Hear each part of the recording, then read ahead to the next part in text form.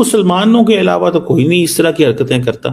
पता नहीं क्या इनको जिसे वो कहते हैं ना ये क्या इनको प्रॉब्लम क्या है, किसने इनको ये बता दिया है कि यही तरीका है। साउथ एशिया में ये चारों कंट्रीज में से एक कंट्री ऐसा है जिसकी सबसे बड़ी पॉपुलेशन है, उसको सबसे ज्यादा मसाइल होने चाहिए थे, लेकिन सबसे ज्यादा पढ़े लिखे हैं, सबसे ज्यादा तरक्की कर रहे हैं और पूरी दुनिया को उनके लोग चाहिए। न्यू ऑरलियंस में के न्यू ईयर नाइट पर एक ड्राइवर ने अपना ट्रक क्राउड पर चढ़ा दिया और अभी तक 15 लोग मारे जा चुके हैं। डोमेस्टिक टेररिज्म का ये सबसे बड़ा वाकया है 9/11 के बाद।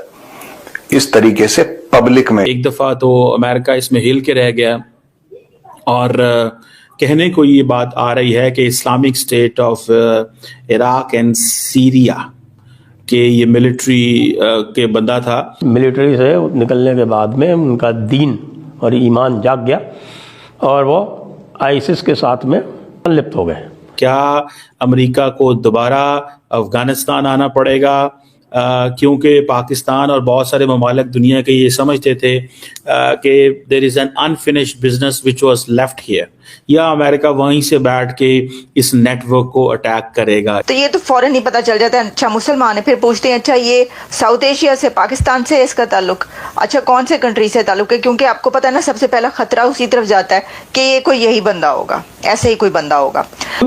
नमस्कार दोस्तों, स्वागत है आपके एक और नए वीडियो में। दोस्तों, अमेरिका के न्यू ऑरलियंस शहर में एक बहुत बड़ा हमला किया गया है 9/11 स्टाइल में।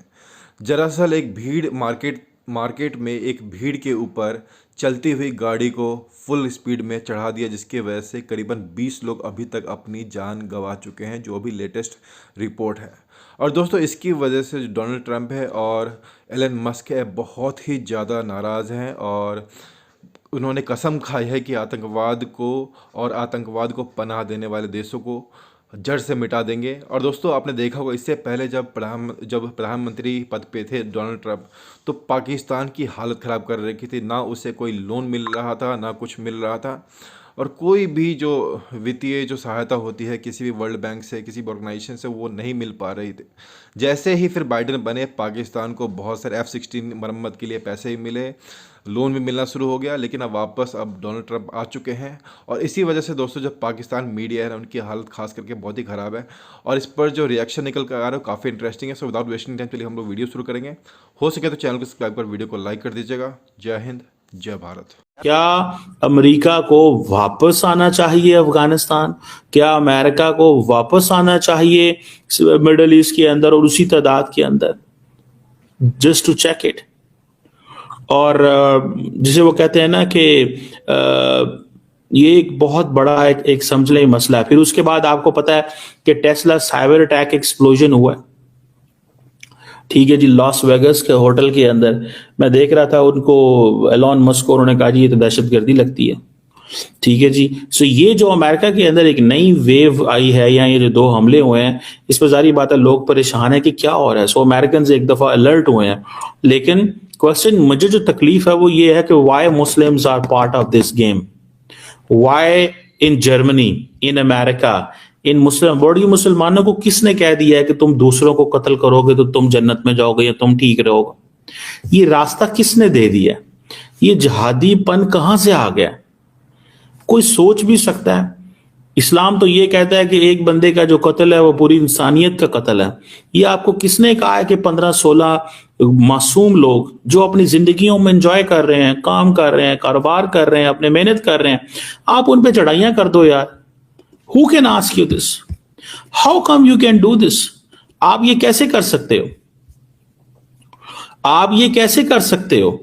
मुझे तो नहीं इसकी समझ, मैं तो नहीं इस चीज को मानता कि हमारे लोग मुसलमान ऐसी चीजें कर सकते हैं। मुझे तो ऐसे लगता है कि ये लोग जो हैं, ये इन लोगों को जिनको ब्रेन वॉश किया गया है कि तुम दूसरों को कत्ल करोगे तो तुम जन्नत में जाओगे। भाई जन्नत लेने के और भी बहुत सारे तरीके हैं, ठीक है ना जी। और अब अमेरिका के अंदर देखिए उनके पास वर्ल्ड क्लास सेफ्टी टेक्नोलॉजीज मौजूद हैं। उन्होंने ढूंढ लेना कि ये बंदा कौन था, उन्होंने पूरा कच्चा चट्टा इसका खोल देना, उन्होंने इसकी पूरी रैकी कर लेनी है, ठीक है जी। और दूसरा ये उन्होंने कहा है कि हम इन तमाम बॉडीज की ऑटोप्सीज करेंगे कि हर बंदा एक ही चीज से मरा है या उसको अलग तरीके से मारा गया। ठीक है जी, वो कहते हैं जब हम पहले ऑटोप्सीज पहले वो इंफॉर्मेशन गैदर कर रहे हैं, इन्वेस्टिगेशन कंप्लीट कर रहे हैं, फिर वो आइडेंटिफाई करेंगे, फिर वो विक्टिम्स के जो किथ एंड किन्स हैं, उनकी जो फैमिली है उनको ढूंढेंगे, फिर उन तक चीजें डेड बॉडीज पहुंचाएंगे। 20-25 लोग जख्मी हैं, 15 लोग, ये एक नया तरीकाकार है यार। हम भी जाते हैं यूरोप के अंदर, अमेरिका के अंदर, मतलब बंदे को तो डर ही आएगा।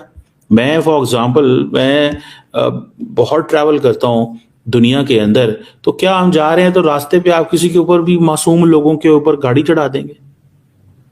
मासूम लोग जिनका इस चीज से कोई ताल्लुक नहीं है, जिनका इस चीज से कोई ताल्लुक नहीं है, यकीन करके माने। दुख और अफसोस इस चीज का है, दुख और अफसोस इस चीज का है कि आप लोग कैसे ये तसव्वुर कर सकते हैं कि आप एक बंदे को मारेंगे। मैं तो समझता हूं इस पे अमेरिका को अपनी पॉलिसी को रिविजिट करना चाहिए। देखें, अफगानिस्तान के अंदर इस वक्त थ्रेट मौजूद है, अफगानिस्तान के अंदर थ्रेट मौजूद है, और वो थ्रेट ये है कि वहां पे इस्लामिक स्टेट भी मौजूद है, अलकायदा भी मौजूद है, टीटीपी भी मौजूद है। तो ये लोग कैसे किस चीज से मुतासर हैं? ये लोग किस चीज से मुतासर हैं? क्या अमेरिका को दोबारा उसी पैमाने के ऊपर, ठीक है जी,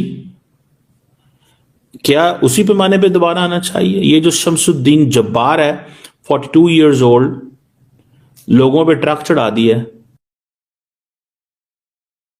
अमेरिका में शमसुद्दीन जब्बार भाई साहब हैं, थे टू बी वेरी प्रिसाइज, थे, यूएस आर्मी वेटरन थे, मार दिया सर 15 लोगों को। अभी जो करंट टोल आ रहा है सर, वो 15 लोग को मार दिया सर। पहले 10 का बताया था, पहले 10 का बताया था, मैं 15 इसलिए बोल, क्योंकि अभी सुबह थोड़ी देर में जो न्यूज अपडेट हुई है वो 15 का बता रही है। 15 का बता रही है।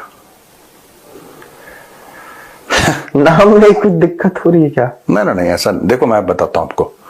इशू ये है कि सबसे बड़ी बात यह है ना कि यूएस ने जैसे लोगों को अंदर लिया है, ये इशू इमिग्रेशन का है, और इससे बाकी जो लीगल तरीके से, मैं ये नहीं कह रहा कि ये जो जब्बार है वो इलीगल तरीके से आया है, नहीं, मैं ये नहीं कह रहा। मैं ये कह रहा हूं कि आपने किन लेवल के लोगों को बोला है कि आप अमेरिका आ जाओ। ये जो बाइडेन की सरकार ने इतना नुकसान पहुंचाया है अमेरिका को, इतना नुकसान पहुंचाया है अमेरिका को, this is nothing but a case of terrorism and that is how the FBI is treating it.